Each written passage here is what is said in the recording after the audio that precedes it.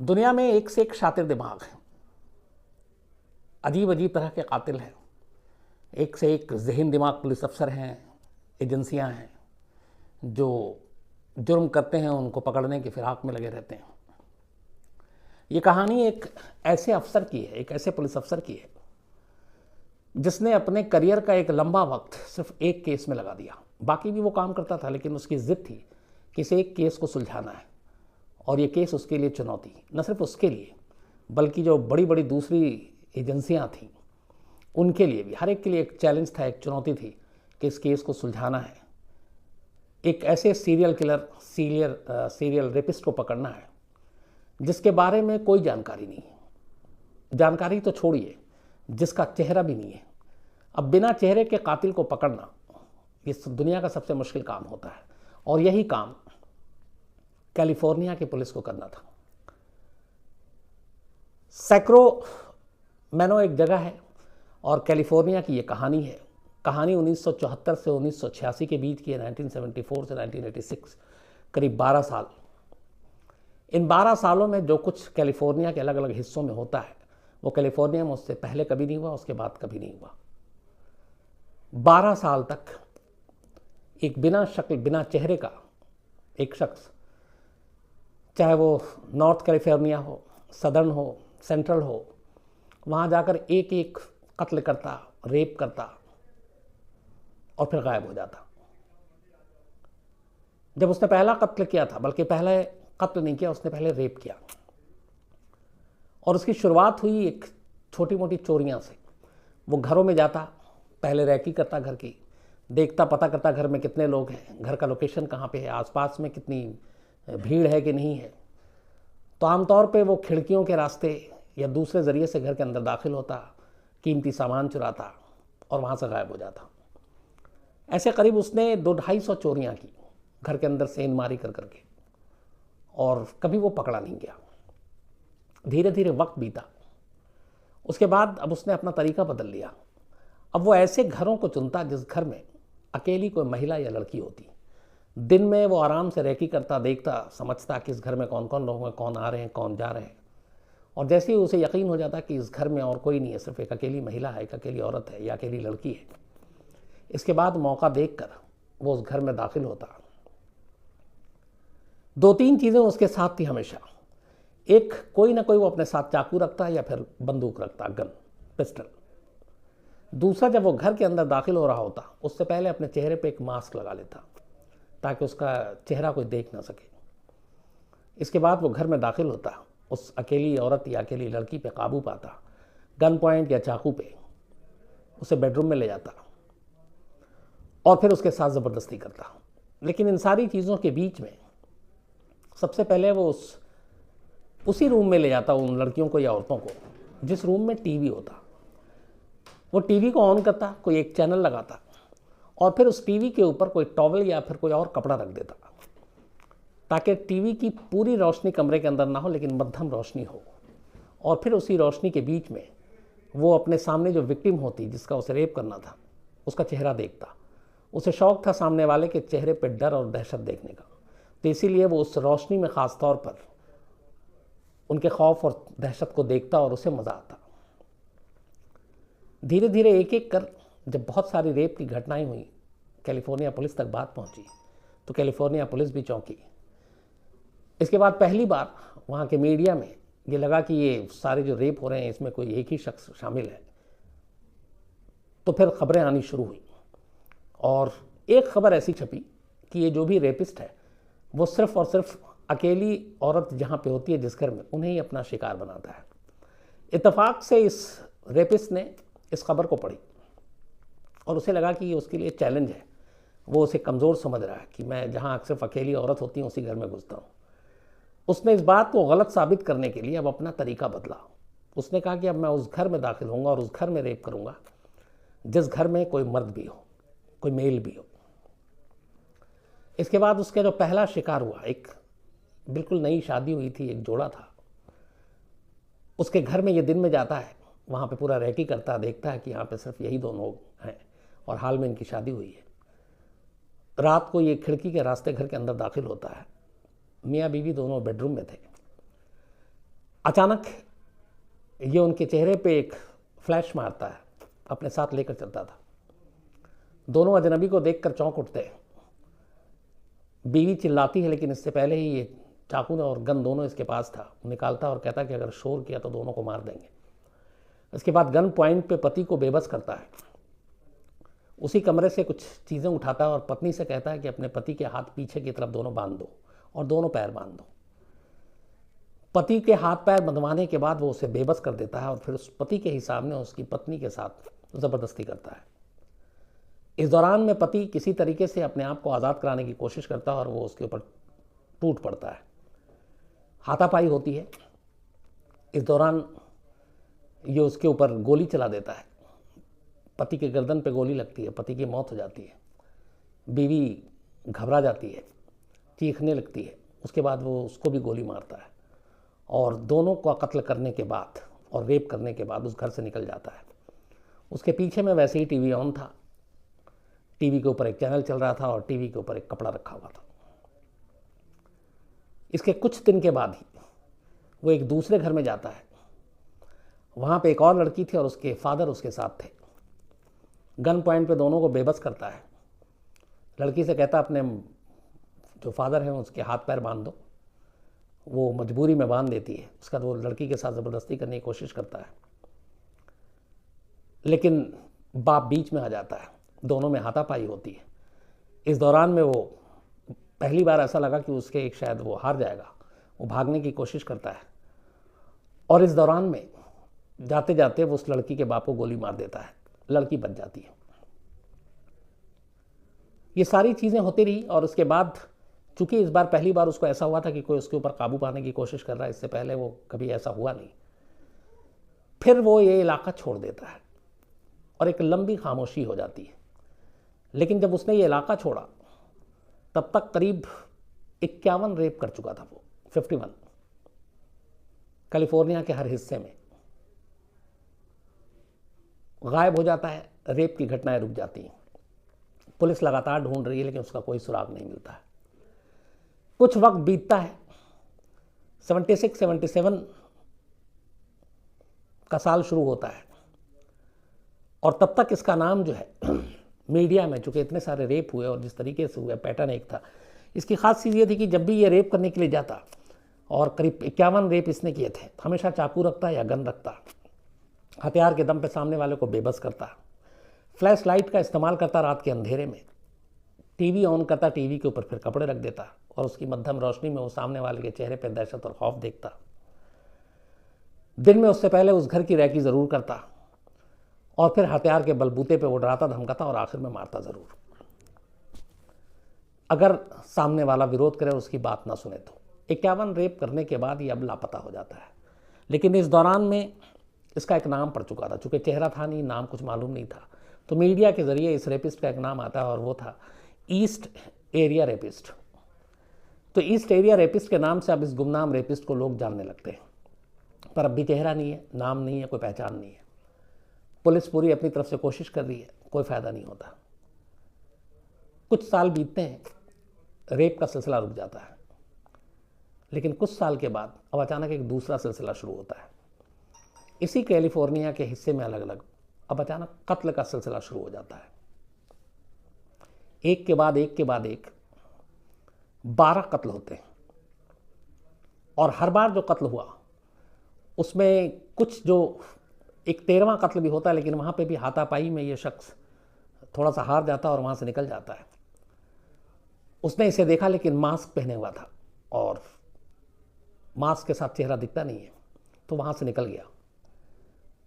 तो अब तक ये बात फैल चुकी थी कि ये जो कातिल है ये नकाब में आता है, मास्क पहने होता है, घर की रैकी करता है और फिर कत्ल करके चला जाता है। लेकिन अभी तक कोई ये नहीं सोच रहा था कि जो 51 रेप हुए और ये जो अब एक एक करके 12 कत्ल हो गए, इन दोनों में कोई रिश्ता है क्या, क्योंकि दोनों में कोई कड़ियाँ नहीं जोड़ रही थी। करीब 76 से शुरू हुआ यह सिलसिला, बल्कि 74 से 1986 तक चलता है। 1986 में आखिरी कत्ल होता है, 12वां कत्ल। और 12 कत्ल होने के बाद जैसे 74 के बाद 78, 79 आते आते रेप का सिलसिला रुक जाता है। सेम अब ये होता है कि 1986 के बाद ये कत्लेआम का सिलसिला भी रुक जाता है। 12 कत्ल के बाद 13वां कत्ल नहीं होता। इस दौरान में कैलिफोर्निया की पूरी पुलिस, इंटेलिजेंस सब लगी हुई है और हर ऐसे घरों की भी निगरानी और वो की जा रही है जहाँ पे इसके जाने की उम्मीद है, पैटर्न को देखते हुए। लेकिन कोई फ़ायदा नहीं होता। जिस तरीके से अचानक रेप का सिलसिला रुका, उसके बाद अचानक अब कत्ल का सिलसिला रुक जाता है। 86 के बाद 87, 88, 89, 90 आता है, साल 2000 भी आ जाता है, लेकिन आगे कोई ऐसा इंसिडेंट नहीं होता। तो पुलिस भी मान के चलती है कि कोई सिलसिला आया था और ये सब कुछ करके चला गया। ये हो सकता है कि वो मर गया, ये हो सकता है उसने ये पूरा इलाका ही छोड़ दिया हो। तो 51 रेप और 12 कत्ल के बाद सब कुछ रुक जाता है। इसके बाद आगे कोई वारदात नहीं होती। लेकिन 1976 से ही जब ये सारे लगा कि एक के बाद एक रेप हो रहा है, कैलिफोर्निया की पुलिस, इसके अलावा बाकी अलग अलग एजेंसियां इस केस की जांच में जुट जाती हैं और इस गुमनाम कातिल को पकड़ने की कोशिश करती हैं। हर विक्टिम की फैमिली से पूछताछ होती है, वहाँ के आसपास के लोगों से पूछताछ होती है। उस ज़माने में सीसीटीवी और ये सारी चीज़ें नहीं थी, बल्कि उस ज़माने में ये भी नहीं था कि मोबाइल और सर्विलांस के ज़रिए आप लोकेशन पता करें। तो आपको अपने पैरों पर चलकर, पुलिस वालों के वो कहते हैं ना, जूते घिसते हैं, तो जूता घिसते हुए आपको जांच करनी है और हर जगह पे जाना है। कहीं ना कहीं से जो भी सबूत मिल रहा है उसको जोड़ना है। और पुलिस वो काम कर रही है, लेकिन कामयाबी नहीं मिल रही थी। 74 में यह सिलसिला शुरू हुआ, 86 में रुका, लेकिन जांच जारी थी, कोई फ़ायदा नहीं हुआ। उस वक्त एक पुलिस अफसर हुआ करते थे जो इसी सैक्रामेंटो में पोस्टेड, और इस केस के बारे में भी उन्हें पता था और इस केस की वो जांच कर रहे थे। नाम था पॉल होल्स। पॉल शुरू से ही इस केस के इन्वेस्टिगेशन में जुड़े रहे। सारी कड़ियाँ, एक एक चीज़ जोड़ी, हर विक्टिम के बारे में पता किया, जो विटनेस थोड़े बहुत मिले उनसे पता किया, बट कोई फ़ायदा नहीं हुआ। इस दौरान में पुलिस ने, उस वक्त साइंटिफिक बाकी चीज़ें भी बहुत ज़्यादा एडवांस नहीं थी जो आज के दौर में है, लेकिन जो सैंपल थे सारे जो पीड़ित के मिले, स्पॉट से मिले, वो सारी चीज़ें पुलिस जमा करती रही। 2000 आ गया, उसके बाद भी जांच चलती रही। अब धीरे धीरे साइंस भी तरक्की कर रहा था। इस दौरान में जहाँ जहाँ से कुछ डीएनए सैंपल मिले उसको भी पुलिस ने कलेक्ट करके रखना शुरू कर दिया विक्टिम के पास से, और हर घर से जहाँ जहाँ ये वारदात हुई, चाहे वो रेप विक्टिम हो या फिर जिसका कत्ल हुआ हो, तो वो सारे जो जो मिले उसमें से बहुत सारी चीज़ें थी, रेप विक्टिम के सीमंस थे उसको भी, और साथ में ये कि जो दूसरा डीएनए हो सकता है वो उसी कातिल का हो, उसी रेपिस्ट का हो। तो इन सब सबूतों को संभाल कर रखा जा रहा है, लेकिन इन सबूतों से कोई फ़ायदा नहीं हुआ। केस खुल ही नहीं रहा था।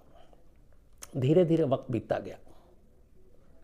लगभग इस केस को 30-35 साल बीत चुके, कातिल का कोई सुराग नहीं मिला।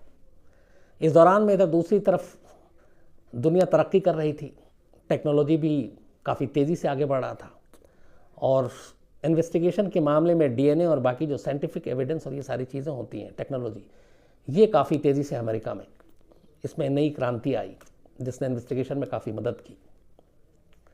तो उस दौरान में फिर पुराने जुर्म को देखते हुए कैलिफोर्निया ने अमेरिका के बाकी शहरों के हिसाब से भी अपने यहाँ एक डेटाबेस तैयार किया था डीएनए का, अलग अलग। अब जो ये भी है कि फिंगरप्रिंट्स, आपके बाकी बायोलॉजिकल वो सारी चीज़ें होती हैं।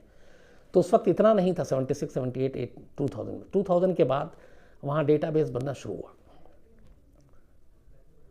सरकारी तो थे ही, बहुत सारे प्राइवेट भी ऐसे थे। जैसे बहुत सारे लोग, एक फैशन सा आ गया जब नया नया डीएनए आया और पता चला कि इससे हमारे बारे में बहुत कुछ जानकारी मिल सकती है। अगर मान लीजिए कि हमारे अपनी फैमिली के और मेंबर को ढूंढना हो तो आप उससे ढूंढ सकते हैं। तो कुछ प्राइवेट ऐसे डेटाबेस भी लोगों ने शुरू कर दिया रखना। कैलिफोर्निया में ऐसे ही एक प्राइवेट डेटाबेस जमा करने वाला था, GED मैच के नाम से। इस GED मैच ये नॉन गवर्नमेंट था और ये लोगों के शौक की वजह से, यहाँ आपको कोई कानूनी अड़चन नहीं था, आप आइए अपना आप डीएनए का सैंपल डालिए और अपने हिसाब से ढूंढिए। तो एक वेबसाइट था जिसको लोग यूज़ करते थे इन्फॉर्मेशन के लिए। इस वेबसाइट पे करीब 1,70,000 लोगों ने अपने डीएनए सैंपल डाले थे और उसके ज़रिए वो इधर उधर अपनी इन्फॉर्मेशन ढूंढते रहते थे। अब जब डीएनए का इतना ज़्यादा असर होने लगा और डीएनए से बहुत सारे केस सुलझने लगे, पॉल होल्स जो इस केस की जांच कर रहे थे शुरू से, साइंस की तरक्की ने अब उनका रुख मोड़ दिया जिस जिस विक्टिम 51 उधर और 12 इधर कत्ल, लगभग 63 विक्टिम थे टोटल। ज़्यादातर जगहों से सैंपल इकट्ठे किए गए थे, प्रिजर्व करके रखे गए थे। अब उन्होंने उन सैंपल से उस डीएनए को निकालना शुरू किया और निकालने के बाद अब वो उसको, जो क्रिमिनल्स के बाद में शुरू हुए थे कि जो बैड एलिमेंट्स हैं, वांटेड हैं, उन सब के डीएनए, फिंगरप्रिंट्स, ये सब डेटाबेस में रखती है पुलिस और बाकी एजेंसियां, तो उनसे मैच करना शुरू किया। लेकिन जो भी डीएनए सैंपल मिला था विक्टिम के अलावा, वो किसी से मैच ही नहीं कर रहा था। महीनों साल बीत गए, किसी के साथ मैच नहीं हुआ। लेकिन पॉल होल्स ने हिम्मत नहीं हारी, वो लगातार इस जांच में लगे रहे। मुश्किल ये थी कि वो हमेशा मास्क पहने होता था, इसलिए चेहरा किसी को पता ही नहीं था, इसीलिए कहते हैं कि ये बिना चेहरे वाला एक कातिल था। तफ्तीश जारी रखी, बहुत सारे लोगों को शक के बिना पे उठाया गया, लेकिन मौका वारदात पे उनकी मौजूदगी और फिर बाद में जांच में वो सब बेकसूर पाए गए, उन लोगों को छोड़ दिया गया। असली कातिल का कोई सुराग नहीं मिल रहा था। 40 साल बीत जाता है। इस दौरान में क्या किया पॉल होल्स ने, सरकारी जो वेबसाइट और सरकारी जो उनका डेटाबेस था, उसके अलावा एक दिन उन्हें ख्याल आया कि जो प्राइवेट वेबसाइट है उसको लोग बहुत यूज़ करते हैं बिना डरे हुए और बिना कानूनी इजाज़त, और इसके सारी चीज़ें थी। तो इसी GED मैच वेबसाइट पे पॉल होल्स उस डीएनए का सैंपल डाल देते हैं जो डीएनए 51 रेप विक्टिम और 12 कातिल के मौके से मिले थे। और एक चीज़ पता चल गया था कि इसमें सारी चीज़, सारे जो है कातिल है या फिर रेपिस्ट है, वो एक ही शख्स है, क्योंकि वो डीएनए सब एक ही शख्स का था। तब उन्होंने इस प्राइवेट वेबसाइट पे डाल दिए, जिस पे 1,70,000 लोगों ने ऑलरेडी अपना डीएनए डाला हुआ था। और इसको डालने के बाद अब वो वेट करने लगे कि देखते हैं कि इस डीएनए सैंपल से मिलता जुलता किसी का कोई मिलता है या कोई करता है कि नहीं। सैंपल डालकर छोड़ दिया, कुछ वक्त बीतता है। अचानक एक शख्स इसी वेबसाइट पे आता है और इस डीएनए के साथ उसका डीएनए मैच हो जाता है। पुलिस के लिए एक बड़ी कामयाबी थी। फौरन उस शख्स का पता किया जाता है, पता चलता है कि वो वहीं सैक्रामेंटो का रहने वाला है। पुलिस उसके पास जाती है, लेकिन जब उससे पूछताछ होती है उसके बारे में, पहले सारे इन्फॉर्मेशन जो गैदर किया जाता है, तो पता चला कि उसका बड़ा साफ़ सुथरा करियर है और उसकी रूटीन लाइफ सबको पता है, कहीं इधर उधर नहीं जाता है, किसी गलत रास्ते पे नहीं है। तो ये तय हो गया था कि ये वो शख्स नहीं है। लेकिन ये भी तय हो गया था कि जो भी शख्स है इसके ख़ानदान से है, क्योंकि इसका डीएनए मैच किया। अब इसके बाद बिना ये बताए हुए, क्योंकि अगर बता दें तो फिर वो जो कातिल या रेपिस्ट है वो अलर्ट हो जाए, खामोशी के साथ पॉल होल्स की टीम अपना काम करती रहती है। फैमिली के एक एक बंदे का डीएनए लिया जाता है। डीएनए लेने के एक तो तरीका ये है कि आपको कोर्ट से परमिशन चाहिए, लेकिन बहुत बार ऐसा होता है कि हम सब अनजाने में अपना डीएनए सैंपल छोड़ देते हैं। जैसे हमारे बाल हुए, हमारे आई लैशेस हुए, नाखून हुआ, इवन हमारा सलाइवा हुआ पानी पीते हुए। बाकी कई बार डोर बहुत ज़्यादा या ड्रॉवर खोलते हैं तो उसके टच से बहुत सारा हम अपना डीएनए सैंपल वहाँ पे छोड़ देते हैं। कीबोर्ड हो गया, डेड स्किन सेल्स होते हैं, वो भी हमारे डीएनए का पता बता सकते हैं। तो एक एक कर पॉल होल्स की टीम ने इन सारे लोगों के डीएनए का सैंपल उठाना शुरू किया और धीरे धीरे करके एक शख्स तक फिर ये पहुँचते हैं। और वो शख्स वो था जो थोड़ा सा सस्पेक्टेड था। पता किया गया तो पता चला कि वो पहले नेवी में था, नेवी की उसने नौकरी छोड़ दी, फिर उसने पुलिस फोर्स ज्वाइन किया। पुलिस फोर्स ज्वाइन करने के बाद 1976 में उसने पुलिस की भी नौकरी छोड़ दी और 74 से ये रेप का सिलसिला शुरू हुआ था। तो ये एक चीज़ अजीब सी लगी। अब इसके बाद उसके बारे में और छानबीन की गई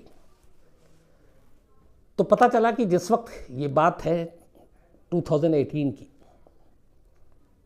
जून 2018, उस वक्त उसकी उम्र 72 ईयर्स थी, 72 साल।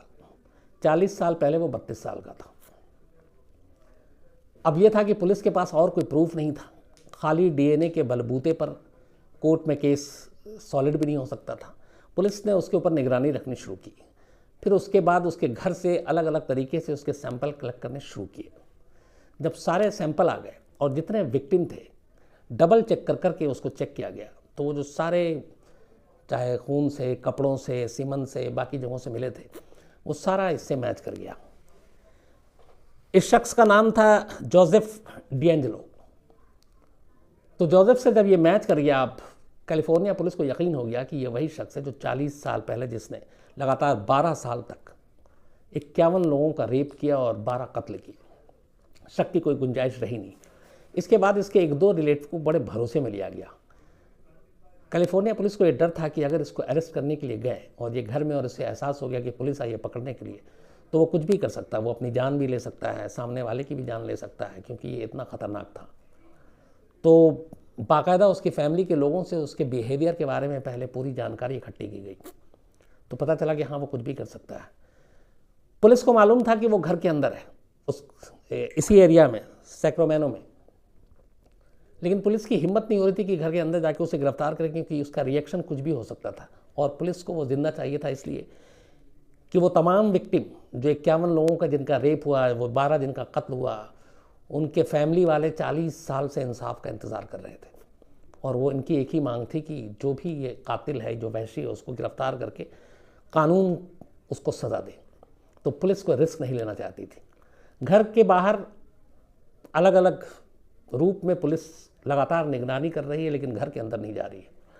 आखिर में हाई लेवल मीटिंग हुई और उसमें तय किया गया कि घर के अंदर जाकर उसको गिरफ्तार करने का जोखिम नहीं लेंगे, बल्कि इंतज़ार करेंगे कि वो कब बाहर आता है और उसके बाद उसे पकड़ेंगे, और अचानक, ताकि वो कोई रिएक्ट भी ना कर पाए। उसकी आदत थी, वो घर से बहुत कम निकलता था। घर में जो सामान ज़रूरी था वो कोई ला कर रख देता था। पुलिस का इंतज़ार रहा। कई दिनों बाद अचानक, निगरानी जारी है, वो घर से बाहर निकलता है। जैसे ही वो घर से बाहर निकलता है, चारों तरफ से अचानक उसके ऊपर पुलिस वाले टूट पड़ते हैं, हथकड़ियाँ डालते हैं, उसे गिरफ्तार कर लेते हैं। तब तक उसे समझ आ चुका, उसने विरोध भी नहीं किया। इसके बाद गिरफ्तार करके उसको ले जाया जाता है, उससे पूछताछ होती है और फिर वहाँ की कोर्ट में उसको पेश किया जाता है। 72 साल की उम्र थी, बुजुर्ग हो गया था। व्हील चेयर पर लेकर उसको कोर्ट में ले जाया गया, और उस व्हील चेयर में तब भी पुलिस वालों को यह था कि ये इतना खतरनाक है। व्हील चेयर पे उसके दोनों हाथों को बांध दिया गया था। हालांकि वो ठीक से चल नहीं पा रहा, व्हील चेयर पे है, लेकिन फिर भी खतरा था। और उसके बाद उसको अदालत में पेश किया जाता है। शुरुआत में उसके ऊपर चूँकि जो सबसे पुख्ता मिले थे वो दो DNA के मिले थे, जो शादीशुदा जोड़ा था जिसका कत्ल किया था। 2 मर्डर के वो चार्ज लगते हैं। इसके बाद धीरे धीरे इसकी गिरफ्तारी की जब खबर फैलती है, बाकायदा वहाँ प्रेस कॉन्फ्रेंस होती है, कुछ मीडिया में, टीवी पे सब आता है, तो फिर सदर्न, नॉर्थ, सेंट्रल कैलिफोर्निया के तमाम जो विक्टिम पीड़ित थे वो एक एक कर सामने आते हैं और वो सब अपनी अपनी कहानियाँ बताते हैं। उन सब के भी सैंपल पुलिस के पास रिजर्व थे। उन सारे सैंपल को फिर जोड़ा जाता है। इसी जोसेफ डिएंजेलो से उसका मिलान हो जाता है, और तब ये होता है कि ये 51 रेप और 12 कत्ल का मुजरिम है, और उसी हिसाब से इसके ऊपर मुकदमा शुरू होता है। 18 में चूँकि गिरफ्तार हुआ है, मुकदमा अभी चल रहा है, ये 20 की शुरुआत है, अभी फरवरी है। जो अगली सुनवाई है इसकी ट्रायल की, वो मई 2020 में रखी गई है। तो पहला फेज़ चल रहा है, मई 2020 में इसमें आगे सुनवाई होगी, और हो सकता है उसमें कुछ फैसला आए, उसके बाद उसका अंजाम तय होगा। लेकिन जिस तरीके का गुनाह है उसको देखते हुए जो मैक्सिमम पनिशमेंट है, कैलिफोर्निया के लोग उसी की उम्मीद कर रहे हैं। तो ये केस अपने आप में DNA जिस तरीके से विकसित हुआ और DNA कैसे केस को सुलझा सकता है, ये कैलिफोर्निया के इतिहास में वो इकलौता केस है जिसको DNA की वजह से सुलझाया जा सका, लेकिन 40 साल बाद।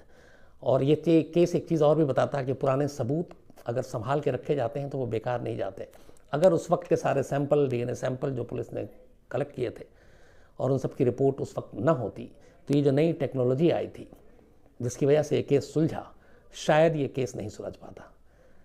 तो एक ऐसा रेपिस्ट, एक ऐसा कातिल जिसका कोई चेहरा नहीं, जिसका कोई नाम नहीं, जिसकी कोई पहचान नहीं, 40 साल तक पुलिस को चकमा देता रहा, खुद पुलिस वाला था, नेवी में काम कर चुका था, वो पकड़ा गया तो सिर्फ DNA सैंपल की वजह से, और इसी DNA सैंपल ने उसको उसके अंजाम तक पहुंचाया।